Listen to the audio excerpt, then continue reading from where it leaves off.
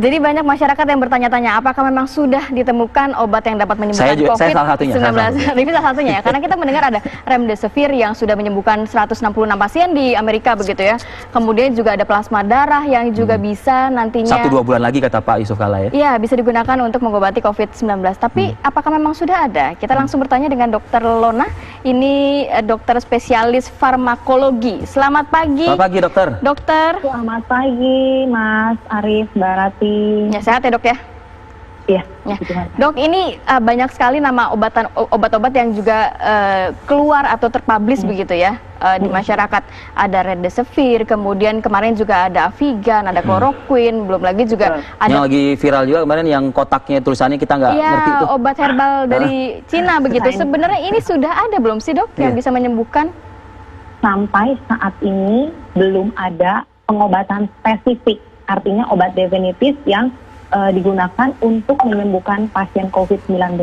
Semuanya masih dalam proses pengembangan atau uji klinik ke arah pengobatan, ke arah terapi untuk pasien COVID-19. Nah, kalau dikatakan remdesivir ya, lalu juga yang obat herbal itu, apa sih kandungan obat itu kok disebut-sebut bisa begitu? Oke, sekarang kita bahas yang remdesivir dulu ya, karena memang remdesivir itu merupakan antivirus. Jadi sebelum ramai wabah COVID-19 seperti ini, remdesivir memang obat yang sudah dikenal memiliki efek antivirus, khususnya virus RNA, dan memang sudah digunakan untuk pasien Ebola. Dan saat ini remdesivir ini merupakan obat yang merupakan obat kandidat untuk pengobatan pasien COVID dan diteliti oleh WHO melalui program Solidarity Trial yang Indonesia pun bergabung dalam program tersebut. Jadi subjek penelitiannya bisa jadi orang Indonesia yang tujuannya adalah untuk mendapatkan bukti yang valid, bukti yang kuat mengenai efektivitas dan keamanan obat remdesivir bila mau digunakan untuk pasien COVID-19.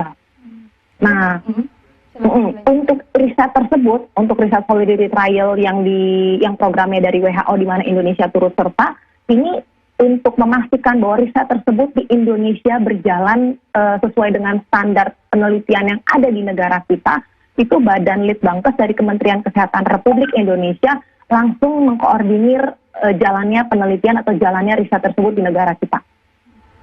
Dok, kalau remdesivir tadi dikatakan juga sudah pernah digunakan untuk Ebola. Apakah sebenarnya ini juga cara kerjanya sama begitu? Sama-sama mematikan virus atau gimana dok? Iya, remdesivir merupakan antivirus yang menghambat replikasi virus RNA. Yang kebetulan virus SARS-CoV-2 yang menjadi penyebab dari COVID-19 juga merupakan virus RNA. Gitu. Tapi apakah virus RNA kan banyak dan antivirus untuk virus RNA juga banyak. Nah, yang menjadi kandidat adalah remdesivir. Kenapa? Karena memang sudah ada penelitian pendahuluan sebelumnya di laboratorium, kita sebut sebagai penelitian in vitro karena ujinya di laboratorium dengan menggunakan komponen organisme yang membuktikan bahwa si remdesivir ini mampu menghambat virus SARS-CoV-2 yang menjadi penyebab COVID-19. Ini bisa digunakan untuk semua pasien, karena kita kan tahu juga ada pasien yang sudah ada bawaan penyakit kronis begitu dok. Nah, untuk itu si Solidarity Trial ini bertujuan untuk melihat efektivitas, keamanan, dan kemungkinan efek samping yang timbul. Yang termasuk pertanyaan Mbak Rati tadi, bisa nggak sih digunakan pada pasien dengan kondisi khusus? Misalnya sudah punya penyakit kronis, sudah ada gangguan fungsi ginjal. Nah, di sini nih, di penelitian ini kita mau lihat gitu. Tapi tentunya penelitian ini walaupun mau melihat keamanan, mau melihat efektivitas, tidak perlu khawatir karena dikoordinir oleh lembaga yang memang berkompeten di bidangnya untuk mengawasi supaya jalannya riset ini tuh sesuai dengan standar penelitian yang ada di negara kita. Nah dok, itu tadi kan dokter yang bilang kan remdesivir dan penjelasannya sudah dokter jelaskan. Artinya bisa dikatakan ya sama ya dengan yang sebelum-sebelumnya juga ada nama chloroquine, ada Avigan gitu ya.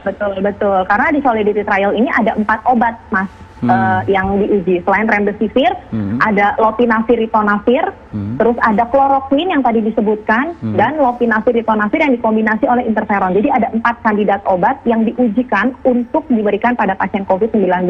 Yang tujuannya adalah untuk menemukan tata laksana atau pilihan terapi yang paling ampuh untuk menyembuhkan pasien COVID.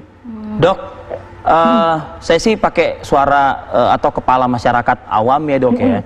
Kan begini dok, negara, bukan hanya Indonesia dok, ya, dengan tidak mengurangi kebanggaan kita sama peneliti-peneliti di Indonesia, Dr. Lona dan kawan-kawan.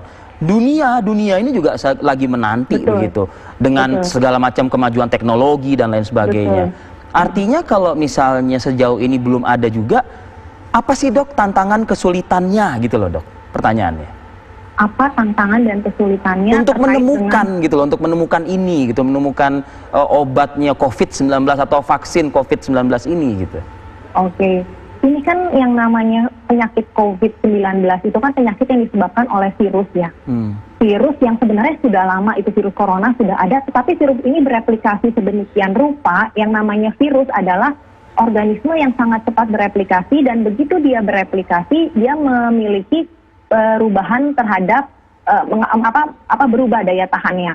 Jadi terapi yang diberikan kepada si virus yang bereplikasi ini tentunya harus menyesuaikan menyesuaikan perkembangan dari si virus tersebut. Itu pertama kendalanya. Kedua, ini wabah, ini penyakit baru di mana sangat cepat sangat cepat berkembang. Makanya disebut sebagai pandemi, ditemukan di berbagai negara. Nah, itu yang menjadi tantangan juga, karena misalnya yang tadi kita ngomong yang namanya traditional Chinese medicine.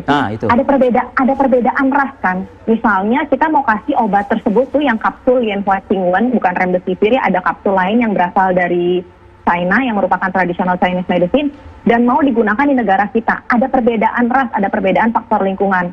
Jadi kalau mau obat tersebut digunakan di negara kita, apakah pasti aman? Mengingat orang Indonesia sama orang China ada perbedaan ras, perbedaan faktor lingkungan. Dan kemungkinan juga virus yang menyebabkan virus yang menyebabkan COVID-19 di sana, struktur genetik atau struktur genetiknya belum tentu sama, karena kan ada perbedaan lingkungan, perbedaan iklim, perbedaan cuaca. Itu yang menjadi kesulitan menemukan obat yang pas untuk tata laksana pasien COVID-19 ini.